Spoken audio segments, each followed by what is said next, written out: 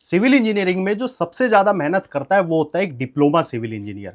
लेकिन ना ही उसके बराबर उसको उतनी सैलरी मिलती है, ना ही करियर में उसको उतनी ग्रोथ मिलती है। देखिए, हज़ारों सिविल इंजीनियर्स होते हैं जो कि पास आउट हो चुके हैं 5-6 साल पहले। कुछ ऐसे होते हैं कि जो अभी पास आउट हुए हैं लेकिन कन्फ्यूज़ सब हैं कि हमें करियर में क्या करना है, कैसे हमें ग्रोथ मिलेगी।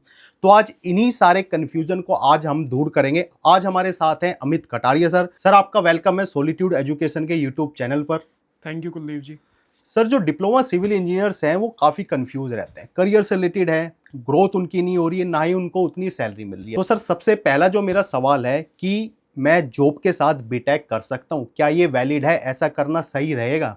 हाँ, देखो, ज़्यादातर सिविल इंजीनियर्स ना इस बात को लेकर काफ़ी कंफ्यूज रहते हैं कि क्या मैं जॉब कर रहा हूँ उसके साथ साथ क्या मैं बीटेक कर सकता हूँ या फिर नहीं कर सकता हूँ, क्योंकि अटेंडेंस वगैरह होती हैं, एग्ज़ाम्स होते हैं, क्लासेस वगैरह होती हैं, तो जॉब के साथ साथ वो सारी चीज़ें कैसे मैनेज हो पाएगी, इस बात को लेकर काफ़ी कन्फ्यूजन जो है ज़्यादातर सिविल इंजीनियर्स के दिमाग में रहता है।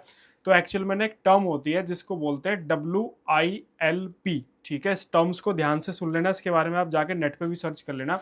इसको बोलते हैं वर्क इंटीग्रेटेड लर्निंग प्रोग्राम। तो ये 100% वैलिड है।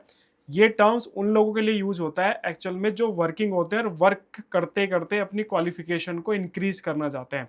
तो काफ़ी सारी इंडिया के अंदर ऐसी यूनिवर्सिटीज़ हैं जो कि इस प्रोग्राम के तहत जो है ग्रेजुएशन, पोस्ट ग्रेजुएशन, PhD जो है वो ऑफर करती हैं। अब इसके अंदर कैसे काम होता है, इसके अंदर एक्चुअल में काम इस तरीके से होता है कि आपका एडमिशन होगा यूनिवर्सिटी के अंदर। उसके बाद जो आपकी क्लासेस होती हैं वो ऑनलाइन क्लासेस होती हैं मोस्टली, या तो वीकेंड पे क्लासेस आपको आपकी रहेंगी ऑनलाइन, या फिर नाइट में आपकी क्लासेस होती है। वैसे ज़्यादातर जो यूनिवर्सिटीज़ होती हैं वो वीकेंड पे ऑफर जो है वो करती हैं क्लासेस। इसके अलावा नेक्स्ट आता है कि सर एग्ज़ाम कैसे मैनेज होगा, जो प्रैक्टिकल होते हैं वो किस तरीके से मैनेज होता है। तो देखो, जो एग्ज़ाम होते हैं वो एग्ज़ाम आपको यूनिवर्सिटी में देने जाना पड़ेगा। पर सेमेस्टर मान लीजिए आपका जो सेमेस्टर्स है वो आपको मान लीजिए दिसंबर में, जनवरी में जब भी एग्ज़ाम हुआ, या फिर अप्रैल, मई, जून में जब भी एग्ज़ाम होता है, आपको वहाँ पे एग्ज़ाम देने जाना पड़ेगा। वो आपको कोई 10 दिन, 15 दिन या फिर 1 महीना रुकने की ज़रूरत नहीं है। कुछ यूनिवर्सिटीज़ 3 दिन के अंदर आपके सारे एग्ज़ाम करा देगी, कुछ यूनिवर्सिटी 4 दिन में कराती है, कुछ यूनिवर्सिटी मैक्सिमम से मैक्सिमम अगर कराती है तो 1 वीक जो है वो कराती है। इसके बाद नेक्स्ट आता है प्रैक्टिकल्स। तो प्रैक्टिकल भी आपके एग्ज़ाम के साथ ही कराए जाते हैं मोस्ट ऑफ द केसेस के अंदर। इसके अलावा एग्ज़ाम से पहले भी आपको कोई टाइम पीरियड बता दिया जाता है जिसमें जाके आप वहाँ पे जो है प्रैक्टिकल जो है वो दे सकते हैं। इसके अलावा एक क्वेश्चन और आता है कि सर बीटेक के अंदर इंटरनल एग्ज़ाम्स भी होते हैं। तो इस प्रोग्राम के तहत जितने भी आपके इंटरनल एग्ज़ाम्स होते हैं वो सारे के सारे ऑनलाइन होते हैं। आपको क्वेश्चन पेपर मिलेगा, उस पेपर पे आपको आंसर शीट पे उसको फिल करके यूनिवर्सिटी को स्कैन करके या तो अपलोड कर सकते हो उसको, या फिर आप जो है उसको कोरियर भी कर सकते हो फिजिकल फॉर्म के अंदर। तो ये पूरा का पूरा प्रोसेस जो है ना इस तरीके से काम करता है, और ये 100% वैलिड है, लीगल है। आप जाके इस पे नेट पे इसके बारे में सर्च कर सकते हैं, जहाँ पे भी आपको इन्फॉर्मेशन इसके बारे में लेनी है आप इस प्रोग्राम के बारे में ले सकते हैं। तो इसमें सर ऐसे कोई प्रॉब्लम तो क्रिएट नहीं होती ना कि कोई कंपनी ऐसा हो कि नहीं सर, आप बीटेक साथ में कर रहे हो, मतलब जॉब के साथ बीटेक कर रहे हो, तो कोई मतलब कोई ऑब्जेक्शन तो नहीं उठाता ना इस चीज़ में? ऑब्जेक्शन कैसे उठाएगा? देखो, ऑब्जेक्शन तब उठता है तब आपके पास डिग्री जो है वो रेगुलर की है और आप अपना वर्क एक्सपीरियंस भी शो कर रहे हो और उसके साथ साथ आप अपनी जॉब भी शो कर रहे हो।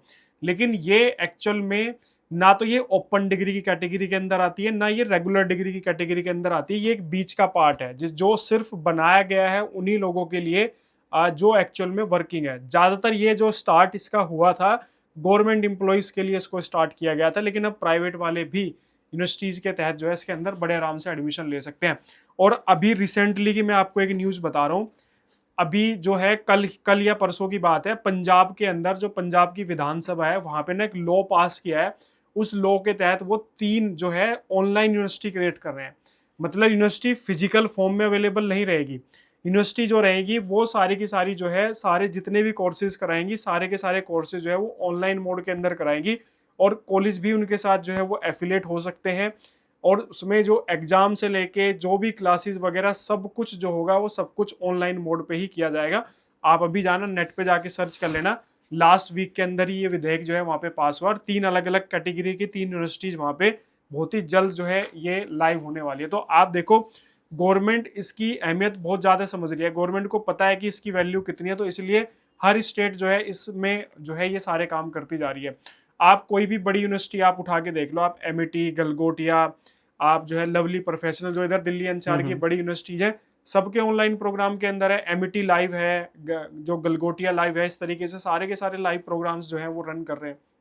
लेकिन जो ये एडमिशन होता है WILP प्रोग्राम के तहत में, ये लाइव ऑनलाइन वाला नहीं होता है। ये ऑनलाइन डिफरेंट है, ये रेगुलर बैच ही होता है। ये सिर्फ उनके लिए डिजाइन किया गया है जो वर्किंग प्रोफेशनल्स है। ठीक है सर, एक सवाल और रहता है डिप्लोमा सिविल इंजीनियर्स का कि सर मुझे करियर में ग्रोथ चाहिए, तो उनका ये रहता है कि क्या मुझे बीटेक करनी ज़रूरी है या बिना डिग्री के भी मेरी ग्रोथ पॉसिबल हो सकती है अगर मैं कोई और स्किल सीख लूँ इसके साथ? देखो, क्वालिफिकेशन तो मैटर करती है, ठीक है। अब ऐसे अगर मैं बोलने लग जाऊं कि भाई स्किल ही सब कुछ है, तो फिर तो एक नॉन टेक्निकल पर्सन भी बोलेगा कि मैंने जो है बिलिंग का कोर्स कर लिया है, मैंने जो है टेंडरिंग कॉन्ट्रैक्ट मुझे आता है, और मुझे सारी जो टेक्निकल आज के टाइम पे जो मार्केट के अंदर ट्रेनिंग चल रही है, मैंने सारी ट्रेनिंग की हुई है, तो मैं जो है अब मैं तो परफेक्ट सिविल इंजीनियर हूँ, मुझे डिग्री की क्या जरूरत है। एक्चुअल में डिग्री की वैल्यू है उस प्लेस तक पहुंचाने के लिए आपको डिग्री की जरूरत पड़ेगी ही पड़ेगी।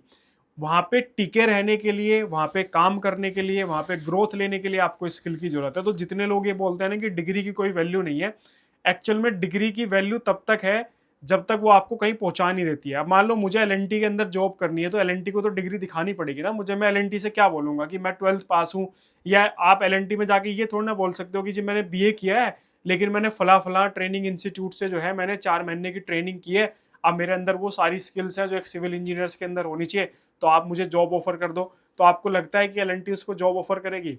बहुत ही रेयरेस्ट केस ही होगा ऐसा कि मान लो LNT को सिविल इंजीनियर ही नहीं मिल रहे मार्केट के अंदर, या फिर उस बच्चे के अंदर कुछ एक्स्ट्रा ऑर्डिनरी टैलेंट उसको दिख गया, तो ही मुझे लगता है कि चांस है कि LNT उसको रखेगी, वरना मुझे तो नहीं लगता कि LNT उसको रखेगी।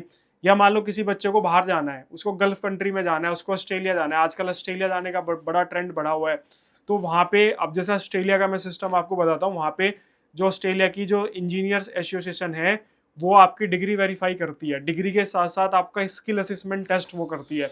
तो इन सब के लिए तो आपको डिग्री दिखानी पड़ेगी ना। तो जहाँ पे आपको कहीं पहुंचना है मान लो, तो वहाँ के लिए आपको डिग्री लगानी ही पड़ेगी। वहाँ पे सरवाइव करने के लिए आपको आपकी स्किल जो है वो काम आएगी, तो डिग्री तो मस्ट है।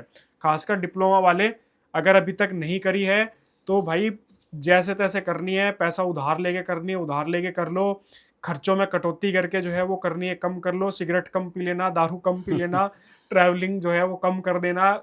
लेकिन 3 साल की बात है, बीटेक तो मस्ट है तुम्हारे लिए, कर लेना, वरना मैं बता रहा हूँ कुछ नहीं कर पाओगे।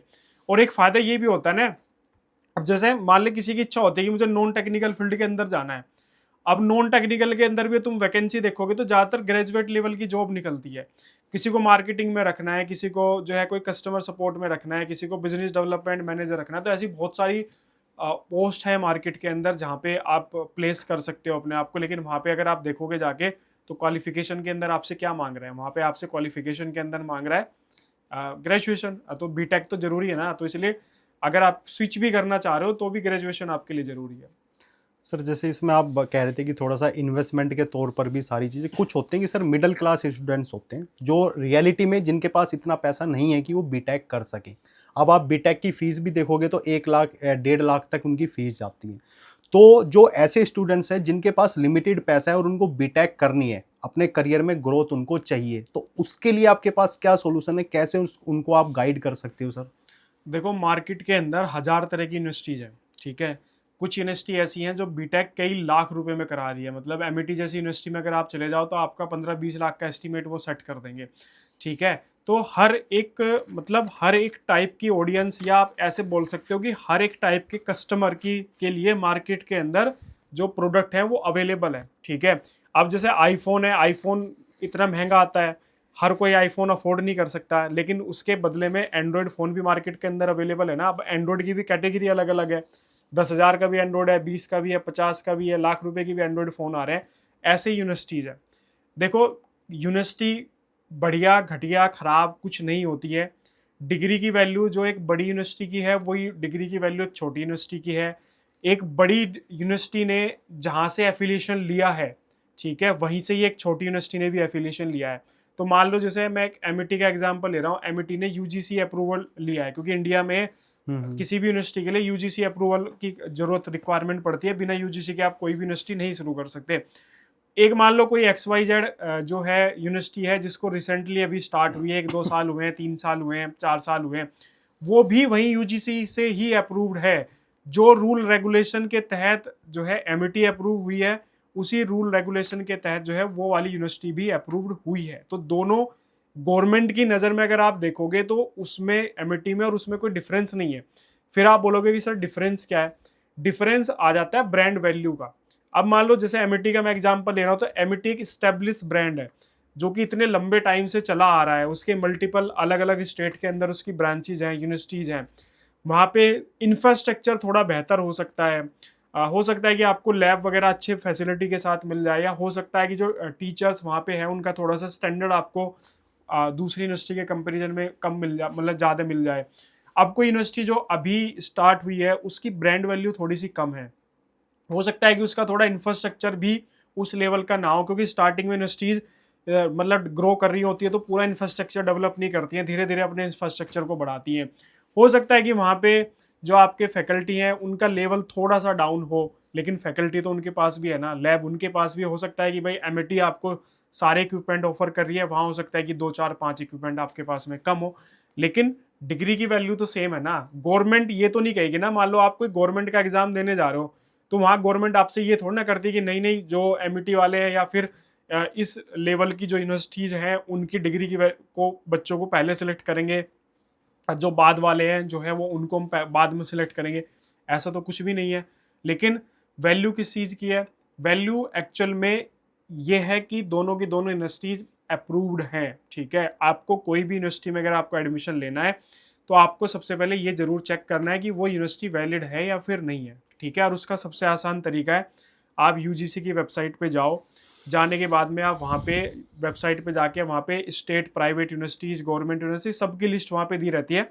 आप जाके उस पर लिस्ट चेक कर सकते हो कि मान लो आपको यूपी की किसी यूनिवर्सिटी के अंदर एडमिशन लेना है, तो आप यूजीसी की वेबसाइट पे जाओ, उत्तर प्रदेश सिलेक्ट करो, वहाँ पे जो भी स्टेट प्राइवेट यूनिवर्सिटीज़ का ऑप्शन आएगा उसमें आप यूपी डालो, वहाँ पे आपको यूपी की जो जितनी भी रजिस्टर्ड जो यूनिवर्सिटीज़ है सबकी लिस्ट मिल जाएगी।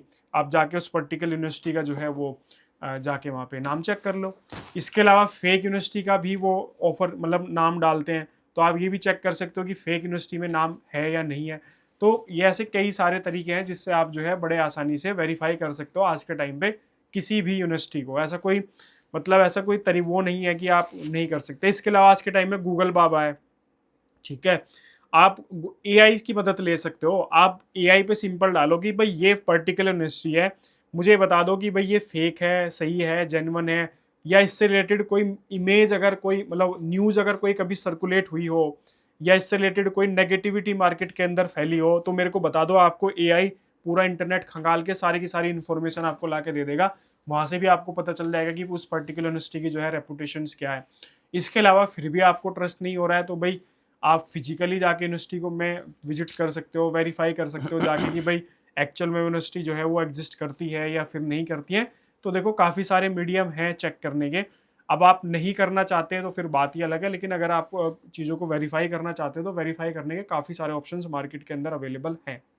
लेकिन सर इसमें ये भी है ना कि जैसे आप कह रहे हो कि यूनिवर्सिटी में डिफरेंस क्या है। अब सर जिसको थोड़ा सा कम बजट के अंदर की मेरी बीटेक हो जाए, अब वो देख रहा है कि एक जो ब्रांड है जिस यूनिवर्सिटी का, एक जो अभी स्टार्ट हुई है, अब जो सर जॉब के साथ कर रहा है तो उस पर तो इतना फ़र्क पड़ना नहीं चाहिए, क्योंकि यार वो जॉब के साथ कर रहा है, कॉलेज में वो रेगुलर क्लास नहीं लेगा क्योंकि वो सेल्फ स्टडी करेगा, तो कम बजट में उसकी ईजिली वहाँ पर बीटेक भी हो जा रही है, तो उस पर इतना मतलब जो फ़र्क है वो पड़ना नहीं चाहिए इस हिसाब से। देखो कई सारी यूनिवर्सिटी जो मतलब 50,000 वाली यूनिवर्सिटी भी अवेलेबल है और 5 लाख वाली यूनिवर्सिटी भी अवेलेबल है जो पर ईयर फीस आपसे ले रही है। फ़र्क क्या हो सकता है, जैसे कोई यूनिवर्सिटी मान लो काफ़ी लो फीस आपसे ले रही है, तो वो क्या करेगी, वो लाइव क्लासेस नहीं देगी आपको। वो क्या करेगी कि भाई आप सेल्फ स्टडी मोड में आप स्टडी करो। ठीक है, तो ऐसी छोटी छोटी चीज़ों को लेकर ना यूनिवर्सिटी काफ़ी कटौती करके अपने प्रॉफिट जो है वो मतलब निकालती हैं, और बच्चों को एक अफोर्डेबल प्राइस के अंदर जो है ना वो कोर्सेज जो है वो ऑफर करती है। तो ऐसे ही होता है, मान लो अब कोई यूनिवर्सिटी है जो आपको 50,000 पर ईयर में आपको बीटेक करा रही है, तो मैं उसमें आप देखना कि आपको हो सकता है कि वहाँ पे लाइव क्लासेस का ऑफर ना मिले। वो हो सकता है कि आपको रिकॉर्डेड क्लासेस जो है वो आपके सेमेस्टर वाइज आपको प्रोवाइड करा दे। कुछ केसेस के अंदर क्या होता है कि यूनिवर्सिटी बोल देती है कि भाई पढ़ने की रेस्पॉन्सिबिलिटी आपके ऊपर है, बाकी एग्जाम और ये सारी कंडक्ट कराने की रेस्पॉन्सिबिलिटी हमारी है। तो इस तरीके से चीज़ें आपको मैनेज करनी है। अगर आपका बजट लो है तो आपको कहीं ना कहीं चीज़ों में कॉम्प्रोमाइज़ भी देखो करना ही पड़ेगा। अगर आप सोचो कि मेरा पैसा भी कम है और मैं किसी काउंसलर के थ्रू अगर एडमिशन लेना चाह रहा हूँ, तो मेरे को यूनिवर्सिटी भी जो है वो कोई वर्ल्ड क्लास दिला दे, तो वर्ल्ड क्लास यूनिवर्सिटी चाहिए तो फिर वर्ल्ड क्लास पैसा भी खर्च करना पड़ेगा। अदरवाइज फिर कहीं ना कहीं चीज़ों को लेकर थोड़ा बहुत जो है आपको कॉम्प्रोमाइज़ जो है वो करना पड़ेगा। कॉम्प्रोमाइज़ किस में करिए? कॉम्प्रोमाइज़ जो है यूनिवर्सिटी की इमेज में कॉम्प्रोमाइज़ मत करिए।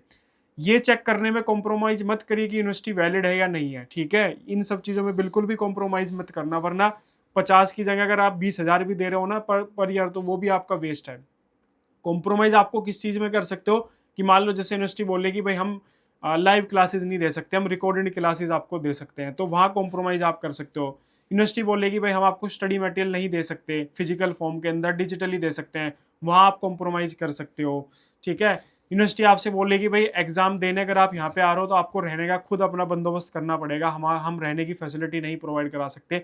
इन चीज़ों में कॉम्प्रोमाइज़ करोगे तो कोई दिक्कत नहीं है, लेकिन आप कॉम्प्रोमाइज़ ही ऐसा कर रहे हो कि यूनिवर्सिटी इनवैलिड है। पता चला कि आप किसी ऐसे काउंसलर के चक्कर में फंस गए, आपने बोल दिया कि भाई मेरा तो सस्ते से सस्ते में करा दे, मेरे पास पैसा ही नहीं है। अब उसने ऐसी यूनिवर्सिटी के अंदर आपका एडमिशन करा दिया जो एग्जिस्ट ही नहीं करती थी, या जो वैलिड ही नहीं थी, या फिर जो बंद होने वाली है, या फिर बंद हो चुकी है। तो इन चीज़ों में कॉम्प्रोमाइज़ बिल्कुल भी मत करना। तो इसलिए किस में कॉम्प्रोमाइज़ करना है, किस में नहीं करना है, इस चीज़ का भी ध्यान आप ही लोगों को रखना पड़ेगा, तभी आपकी बात बनेगी, नहीं तो फिर बुरे फंस जाओगे आप किसी के चक्कर में। सर एक सवाल और है, अब जैसे आप काउंसलर की और इन एडमिशन्स की बात कर रहे हो, काफ़ी स्टूडेंट्स की कॉल भी आई हैं कि वो किसी काउंसलर के थ्रू, मतलब उन्होंने बीटेक करना चाहते थे, किसी काउंसलर को पैसे दिए और बाद में पता चला कि यूनिवर्सिटी फेक है, वो यूनिवर्सिटी वैलिड ही नहीं थी या वो बंद हो चुकी है। तो आज के टाइम पे ऐसे डिप्लोमा स्टूडेंट्स के साथ फ्रॉड भी बहुत ज़्यादा हो रहा है, तो उसके बारे में सर क्या कहोगे? मतलब एक स्टूडेंट को जो डिप्लोमा इंजीनियर है उसको क्या देखना चाहिए, क्या चेक करना चाहिए, मेनली किस तरीके से ट्रस्ट करना चाहिए उस काउंसलर पर? वो देखो मैं ऑलरेडी बता चुका हूँ क्या करना चाहिए। सबसे पहले तो यूजीसी की वेबसाइट पे जाके चेक करो, ठीक है। काउंसलर जो भी आपको यूनिवर्सिटी की लिस्ट दे रहा है उनको सबको जाके सबसे पहले तो यूजीसी की वेबसाइट पे जाके चेक करो। दूसरा ये चेक करो कि जिस भी यूनिवर्सिटी में आप एडमिशन ले रहे हो ना, तो कम से कम उसने एक बैच उसका फाइनल हो चुका हो, ठीक है। कभी भी ऐसी यूनिवर्सिटी में एडमिशन मतलब अवॉइड ही करो जो अभी रिसेंटली 6 महीने पहले, 1 साल पहले स्टार्ट हुई है। तो थोड़ा सा ऐसी यूनिवर्सिटी को अवॉइड करने की कोशिश करो, क्योंकि ऐसी यूनिवर्सिटी का कुछ ज़्यादा भरोसा रहता नहीं है। पता चले 2 साल बाद ही अपना बोरिया बिस्तरा जो है वो समेट के चल दे। तो ऐसी यूनिवर्सिटी के अंदर एडमिशन लो जो कम से कम मिनिमम अपना एक बैच उसका पास आउट जो है वो हो चुका हो। एक बैच पास आउट होने का मतलब है कि उसका कम से कम 4-5 साल उस यूनिवर्सिटी को चलते हुए हो चुका है। तो अगर 4-5 साल चलते हुए हो चुका है तो मतलब मैनेजमेंट ठीक ठाक है उनकी, जो 4-5 साल से यूनिवर्सिटी को जो है वो रन कर पा रही है। इसके अलावा आप इंटरनेट पे जाके उस यूनिवर्सिटी से रिलेटेड चीज़ें ज़रूर सर्च करो। उससे रिलेटेड कोई न्यूज़ सर्कुलेट तो कभी नहीं हुई है, उससे रिलेटेड कोई नेगेटिव जो है इमेज या नेगेटिव जो होता है ना ऐसा फेक डिग्री कॉन्सेप्ट या फिर फर्जी बैक डे डिग्री या इन सब चीज़ों के चक्कर जो पड़ते हैं मार्केट के अंदर, उस तरीके से तो नहीं है। तीसरा आपको ये भी देखना है कि जिस काउंसलर के थ्रू आप एडमिशन ले रहे हो एक्चुअल में वो एग्जिस्ट करता भी है या नहीं करता है, क्योंकि जनरली काउंसलर जो है कॉल पे ही बात करते हैं, उसके बाद ना उनका आता होता है ना कुछ पता होता है। तो एक्चुअल में ऐसे काउंसलर के चक्कर में भी आपको नहीं पड़ना है। जिसकी कुछ फिजिकल प्रेजेंस हो या जिसको बाई फेस आप जानते हो या जिस पे आप लंबे टाइम से आप ट्रस्ट कर रहे हो, ऐसे लोगों के थ्रू एडमिशन लोगे तो फ्रॉड होने के चांसेस वैसे ही ऑलरेडी जो है वो कम हो जाते हैं। क्योंकि अगर किसी जानने वाले के थ्रू अगर आप एडमिशन लेते हो तो बहुत ही कम चांस है कि वो आपको किसी फ्रॉड केस में किसी फ्रॉड यूनिवर्सिटी में एडमिशन दिलाएगा।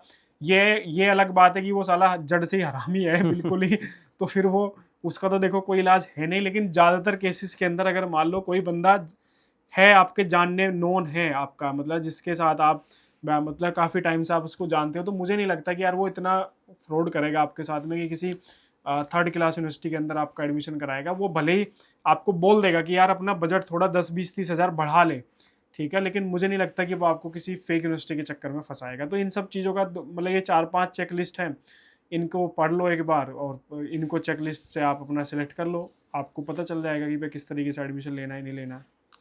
तो सर आप जैसे कि किसी स्टूडेंट का एडमिशन आप करवाते हो, तो आप कैसे इंश्योर करते हो कि उसका फ्यूचर सेफ रहे, उसकी जो बीटेक है उस टाइम पीरियड के अंदर उसको कोई प्रॉब्लम क्रिएट ना हो उस बीच में? हमने देखो काफ़ी सारी यूनिवर्सिटीज़ के साथ टाई अप किया हुआ है, और हमने ऐसे ही टाई अप नहीं किया है किसी भी यूनिवर्सिटी के साथ में। हमने उनकी सारी की सारी प्रोफाइल जो है वो चेक की है, यूजीसी अप्रूव्ड है या नहीं है, एआईसीटी अप्रूवल उसके पास है या नहीं है, कितनी पुरानी जो है वो यूनिवर्सिटी है, उसके फिजिकल कैंपस के अंदर जाके भी हम जाके चेक कर चुके हैं कि भाई फिजिकली वो अवेलेबल है या नहीं है, उसका जो इंफ्रास्ट्रक्चर है वो किस तरीके का इंफ्रास्ट्रक्चर है। तो ऐसे सारी चीज़ें चेक करने के बाद ही हमने कुछ सिलेक्टिव यूनिवर्सिटीज़ के साथ में टाई अप किया हुआ है। तो हम ऐसे ही कोई नहीं कि भाई कहीं पे भी आँख बंद करके आपका जो है वो एडमिशन करवा रहे हैं। तो हमने पहले से ही काफ़ी सारी चीज़ें जो है उनकी वेरीफ़ाई की है, तभी हम जाके फाइनल डिसीजन जो है वो लेते हैं कि किस बच्चे को किस के अंदर जो है वो एडमिशन दिलाना चाहिए। अब रही बात देखो बंद होने की, तो कोई भी चीज़ कभी भी बंद हो सकती है, इस बात की कोई गारंटी नहीं ले सकता है। एट द टाइम जब आप एडमिशन ले रहे हो उस टाइम की गारंटी कोई भी आपको दे सकता है, ठीक है। अब मान लो कल को यूनिवर्सिटी ही बर्बाद हो जाए, कल को जो है यूनिवर्सिटी की मैनेजमेंट ही उसको शट डाउन कर दे, तो इसका कोई भी इलाज किसी के पास नहीं है। और इन चीज़ों की गारंटी की फ्यूचर में क्या होगा इस चीज़ की गारंटी कोई भी नहीं ले सकता है। प्रेजेंट की गारंटी हम ले सकते हैं कि प्रेजेंट में जो एडमिशन आपको मिल रहा है वो यूजीसी अप्रूव्ड यूनिवर्सिटी है, एआईसीटी अप्रूव्ड है, ठीक है, वहाँ पे इतनी पुरानी यूनिवर्सिटी है, फिजिकली वो प्रेजेंट है, इन सब चीज़ों की कोई गारंटी ले सकता है। बाकी भविष्य में क्या होगा, भविष्य की गारंटी जो है वो कोई भी नहीं ले सकता है। अब जैसे मैं अपना एग्जांपल बताऊं, हमने जिस कॉलेज से बीटेक किया है, आज के टाइम पे अगर आप उस पर्टिकुलर लोकेशन पे जाके उस कॉलेज को ढूंढोगे तो आपको वहाँ पे सिर्फ खेत ही खड़े हुए मिलेंगे। तो अब हम सपने क्या देखा करते थे कि भाई जब हम थोड़े मतलब आगे निकल जाएंगे, जॉब करने लगेंगे, दोस्तों के साथ जैसे प्लानिंग होती है ना कि एक काम किया करेंगे, कॉलेज में आया करेंगे, पुरानी मेमोरी को रिवाइज किया करेंगे इस तरीके से। अब मेरे पास जो है लास्ट ईयर एक मेरे फ्रेंड का फ़ोन आया, कह रहा है यार अमित कॉलेज में जाने का मन है और बता किस दिन आऊँ, फिर दोनों साथ में चलते। फिर मैंने उसको बताया कि भाई वहाँ तो खंड मतलब वो तो पूरा का पूरा हटा के वहाँ पे तो खेती स्टार्ट हो गई है, तो वहाँ पे तो अब तू किसी को बता भी नहीं सकता कि वहाँ पे जो है कॉलेज प्रेजेंट है। लेकिन उन्होंने क्या किया कि सारे बैच कंप्लीट करने के बाद ही उसको शट डाउन किया। उनकी मैनेजमेंट का आपस में डिस्प्यूट हुआ, तो उन्होंने क्या किया कि ऐसे नहीं किया कि उन्होंने बिल्कुल एकदम रनिंग सेशन के अंदर एकदम बंद करके वो रातों रात भाग गए। उन्होंने नए एडमिशन्स लेना बंद कर दिए और जो पुराने एडमिशन्स थे उनको फाइनल तक दे के गए, और उसके बाद भी 3 साल तक उन्होंने वेट किया बच्चों का कि भाई किसी के डॉक्यूमेंटेशन का वर्क होगा, किसी की डिग्री आएगी। 3 साल तक वहाँ पे, क्योंकि मैं कई बार गया वहाँ पे, तो मैंने वहाँ पे एक जो एडमिनिस्ट्रेटिव स्टाफ होता है 3-4 लोगों का, वो वहाँ पे रेगुलर आता था। जो स्टूडेंट्स के पेपर वर्क, माइग्रेशन सर्टिफिकेट और ये सारी चीज़ें जो रिक्वायरमेंट होती है बच्चे को आगे एडमिशन लेने में, वो सब चीज़ें वहाँ सारा पेपर वर्क जो है वो चल रहा था। तो ये सारी चीज़ें वहाँ पे हो रही थी। इसके अलावा अब जैसे कुछ ऐसे डॉक्यूमेंट होते हैं कई बार कि आपको नहीं मिल रहा है तो फिर आप यूनिवर्सिटी से जाके ले सकते हो। तो हमारी यूनिवर्सिटी यूपी 2 थी, तो मैं लखनऊ गया था, मुझे एक डॉक्यूमेंट की रिक्वायरमेंट थी, मैंने वहाँ से वो निकलवाया था। तो भविष्य में क्या होगा इस बात की कोई गारंटी नहीं ले सकता। प्रेजेंट की गारंटी सब ले सकते हैं, तो प्रेजेंट की गारंटी भी हम ले सकते हैं, भविष्य में क्या होगा इसकी गारंटी कौन लेगा, ये चीज़ है। तो सर जिस तरीके से जैसे आप एडमिशन करवाते हो, जैसे कि हर स्टूडेंट है तो उनको आप एक ही कॉलेज सजेस्ट करते हो, हर स्टूडेंट के लिए एक अलग अलग एक क्राइटेरिया होता है, उसके अकॉर्डिंग आप सजेस्ट करते हो उनको कॉलेज? देखो हर किसी के लिए एक ही कॉलेज फिट नहीं बैठता है, किसी की लोकेशन का पंगा फंसता है, किसी के लिए जो है फीस का पंगा फंसता है, ठीक है। किसी को पुराने कॉलेज में एडमिशन चाहिए, किसी को नए में चाहिए, किसी को लाइव क्लासेस चाहिए, किसी को स्टडी मटेरियल चाहिए, हर स्टूडेंट की अलग अलग रिक्वायरमेंट होती है। अब आपकी जो रिक्वायरमेंट है उस रिक्वायरमेंट के हिसाब से ही आपको सजेस्ट किया जाता है। अब जैसे यूनिवर्सिटी है हमारी हिमाचल प्रदेश की, तो काफ़ी सारे बच्चे जो है हिमाचल का नाम सुन के एक्साइटेड हो जाते हैं जब हमने बताते हैं कि आप वहाँ पे जाओगे, यूनिवर्सिटी कैंपस में स्टे करोगे, वहीं पे आपके पेपर होंगे, आपको जो है 1 हफ्ते वहाँ पे रहना है। तो वो सुन के इस चीज़ को एक्साइटेड हो जाता है कि सर 1 हफ्ते तक पहाड़ों में रहेंगे, मज़ा आ जाएगा सर, बात कराइए चलिए यूनिवर्सिटी के अंदर। तो अब आप हर किसी की अलग अलग रिक्वायरमेंट होती है। मान लो कोई बच्चा ही कोई है कोलकाता साइड का, तो बोलता है कि सर इधर की कोई यूनिवर्सिटी सजेस्ट कर दीजिए। कोई यूपी का है तो वो बोलता है कि सर कोई यूपी साइड की हमारी कोई यूनिवर्सिटी हो वो सजेस्ट कर दीजिए। तो हर किसी का जो है ना वो अलग अलग होता है। कोई दिल्ली एनसीआर का है तो वो दिल्ली एनसीआर में ही रहना पसंद करता है। तो सबकी अपनी अपनी रिक्वायरमेंट है, उसी रिक्वायरमेंट के हिसाब से जो है वो डिसीजन लिया जाता है। हम सबसे पहले जो हमारी टीम है वो कॉल करके सबसे पहले यही पूछती है कि भाई आपकी एक्चुअल में रिक्वायरमेंट क्या है, आपको जाकर रेगुलर क्लासेस करनी है, आप लाइव क्लासेस करना चाहते हैं, या आप सेल्फ स्टडी मोड पे आप पढ़ना चाहते हैं। तो उसी तरीके से आपकी रिक्वायरमेंट किस तरीके से, आपका बजट कितना है, कि क्या आप 1.5 लाख रुपए पर ईयर खर्च कर सकते हैं या नहीं कर सकते हैं, क्या आपका बजट ही साल का 50-60 हज़ार रुपये, तो उसी तरीके से चीज़ें डिसाइड होती हैं। अब कोई बच्चा बोलता है कि मेरे को तो जी एमईटी में लेना है, हम एमईटी में भी करा देंगे, लेकिन आपको एमईटी का बजट लेना पड़ेगा। फिर तो उस चीज़ से मतलब वो डिसाइड नहीं होता है, डिसाइड स्टूडेंट से ही होता है कि एक्चुअल में स्टूडेंट की जो है वो क्या रिक्वायरमेंट है। सर एक एक दोबारा से मैं एक थोड़ा सा फ्रॉड से रिलेटेड दोबारा सवाल पूछ रहा हूँ, क्योंकि काफ़ी स्टूडेंट के ऐसी कॉल आई भी है जिनके साथ हुआ है, ठीक है, और ऐसी न्यूज़ हम देखते भी हैं। जो सर एक जेन्युइन काउंसलर होता है और एक जो फेक काउंसलर होता है, उन जब बच्चा बात करता है तो वो कैसे उसका डिफरेंस पहचाने कॉल पे ही कि कौन जेन्युइन है और कौन फेक है? देखो, जो फ्रॉड होगा सबसे पहले तो वो व्हाट्सअप कॉलिंग को ज़्यादा प्रायोरिटी देगा, वो डायरेक्ट कॉलिंग पे उतना इंटरेस्ट लेगा नहीं, ठीक है। वो डायरेक्ट आपको जो है ना व्हाट्सअप कॉलिंग के ऊपर ही आपकी ज़्यादा कन्वर्सेशन करेगा, उस पर नहीं करेगा। दूसरा क्या होगा, वो फिजिकली फॉर्म के अंदर उसकी कुछ चीज़ें अवेलेबल मिलेगी ही नहीं है आपको। आपको वेबसाइट पे कोई एड्रेस मेंशन नहीं मिलेगा, कोई गूगल लोकेशन उसकी नहीं मिलने वाली है, इस तरह की चीज़ें, मतलब कोई फिजिकल प्रेजेंट जो है वो उसकी नहीं मिलने वाली है। और जो जेन्युइन होगा वो आपको डायरेक्ट कॉल भी करेगा, अपने फिजिकल एड्रेस भी आपको देगा कि अगर आपको विजिट करनी है तो आप आके हमारे ऑफिस में जो है विजिट कर सकते हैं। इसके अलावा जो पेमेंट होते हैं, जो एक तरीके से अलग अलग अकाउंट में पेमेंट लेने की कोशिश करेगा। तो मतलब 50 तरीके हैं कि आप किसी भी फ्रॉड इंसान को आप बड़े आसानी से जो है ना वो पहचान सकते हो, एज़ कम्पेयर टू जो आपका क्या नाम जेन्युइन है। इसके अलावा आप एक और बढ़िया तरीका आपको बता रहा हूँ कि मान लो आपने किसी ने आपको कोई फला यूनिवर्सिटी सजेस्ट कर दी कि भाई मैं आपका ABC यूनिवर्सिटी के अंदर एडमिशन कराता हूँ, ठीक है। तो आप उससे उस काउंसलर का नाम पूछिए और आप उस यूनिवर्सिटी को डायरेक्ट कॉल करिए। आप यूनिवर्सिटी को डायरेक्ट कॉल करके भी उनसे पूछ सकते हो कि भाई ये काउंसलर है जो मुझे आपकी यूनिवर्सिटी में एडमिशन कराने के लिए ऑफ़र दे रहा है, तो क्या ये काउंसलर आपके यहाँ रजिस्टर्ड है या नहीं है, क्योंकि हर एक काउंसलर जो है रजिस्टर्ड होता है यूनिवर्सिटी के अंदर। हम एक्चुअल में एज ए काउंसलर रजिस्टर्ड नहीं होते हैं, हम एज ए ट्रेनिंग पार्टनर जो है वो रजिस्टर्ड होते हैं। तो हमारा थोड़ा सा जो टाई अप होता है यूनिवर्सिटी के साथ में वो थोड़ा सा डिफरेंट होता है। काउंसलर कौन होते हैं, एक्चुअल में जिनका काम ही होता है एडमिशन कराना, तो वो एज ए काउंसलर जो है यूनिवर्सिटी के साथ रजिस्टर्ड होते हैं।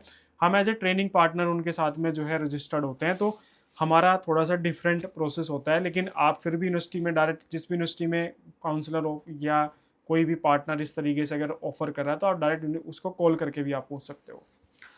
सर काफ़ी स्टूडेंट्स ऐसे रहते हैं कि जिनको ना थोड़ा सा जो एडमिशन प्रोसेस है वो समझ नहीं आता, तो ये मेरा लास्ट ही क्वेश्चन है, तो थोड़ा सा आप एक एडमिशन जो प्रोसेस है उसके बारे में थोड़ा सा आप क्लियर कर दो, जिससे कि जो स्टूडेंट्स हैं उनको हर एक चीज़ इजीली क्लियर हो जाए। एडमिशन प्रोसेस दो तरीके से होता है, एक तो ऑनलाइन होता है, एक होता है ऑफलाइन, ठीक है। मान लीजिए जैसे कुछ स्टूडेंट ये होते हैं उनको ट्रस्ट इशू होता है कि नहीं यार हमें इतना ट्रस्ट नहीं है, ठीक है। तो वे लोग जो है फिजिकल फॉर्म के अंदर एडमिशन कराना ज़्यादा पसंद करते हैं, या फिर उनको हम रिकमेंड भी कर देते हैं कि भाई आप चले जाओ यूनिवर्सिटी में, आप डायरेक्ट जाके अपना एडमिशन पंच कर लो, वहीं पे जाके आप अपनी फ़ीस सबमिट कर देना, जो भी आपको करना है। कुछ बच्चे ऐसे होते हैं कि मान लो सर मुझे आना नहीं है, मेरे पास आने का टाइम वाइम कुछ भी नहीं है, ना मेरे पास जो है इतना समय है कि मैं यूनिवर्सिटी में जाऊँ और वो सब चीज़ें, तो उनका ऑनलाइन एडमिशन पंच होता है। जाके यूनिवर्सिटी की वेबसाइट पे जाके हम उनका एडमिशन जो है वो पंच करते हैं, फ़ीस जो होती है वही ऑनलाइन सबमिट हो जाती है। तो दोनों तरह का प्रोसेस होता है, तो ऑनलाइन एडमिशन लेना ऑनलाइन एडमिशन ले लो, किसी को ऑफलाइन जाके करना है ऑफलाइन कर लो। काफ़ी सारे बच्चे ऐसे होते हैं कि वो उनको ट्रस्ट इशू होता है कि नहीं मैं तो फिजिकली जाके यूनिवर्सिटी में विजिट भी करूंगा और एडमिशन वहीं जाके पंच करूंगा। तो हम उनको ये बोलते हैं कि आप जाओ बेफिक्र होकर, आप यूनिवर्सिटी में जाओ एडमिशन पंच कराओ आप जाके, हमें क्या दिक्कत है। मतलब जो जेन्युइन काम होता है वो इसी तरीके से होता है कि मतलब इसमें कोई भी चीज़ छुपाई आपसे नहीं जाती है, कि जो भी आपका मन है कि कॉलेज में जाके मुझे एडमिशन लेना है तो आप कॉलेज में जा सकते हो। आपको अगर ट्रस्ट इशू है, मतलब कि ट्रस्ट इशू है, तो आप कॉलेज में गए, और ऑनलाइन प्रोसेस आपको करवाना है तो ऑनलाइन भी सारी चीज़ें ईजिली हो जाती हैं, ठीक है। आई होप आपको जितने भी डाउट्स थे आपके वो आपके क्लियर हुए होंगे। अगर आप भी एक डिप्लोमा सिविल इंजीनियर हो और करियर में ग्रोथ चाहिए, इनकम अपनी थोड़ी सी अच्छी आपको करनी है, तो आप अपनी जो डिप्लोमा के साथ आप बीटेक कर सकते हो, जॉब के साथ आप बीटेक कर सकते हो, कोई भी आपको प्रॉब्लम नहीं होगी। अगर अब भी आपका कोई डाउट है तो आप नीचे दिए नंबर पर कॉल कर सकते हो, कमेंट सेक्शन में पूछ सकते हो और अपने डाउट्स आप इजीली क्लियर कर सकते हो। तो इस पॉडकास्ट में इतना ही। Thank you so much. Video अच्छी लगी तो लाइक करें, चैनल को सब्सक्राइब करें।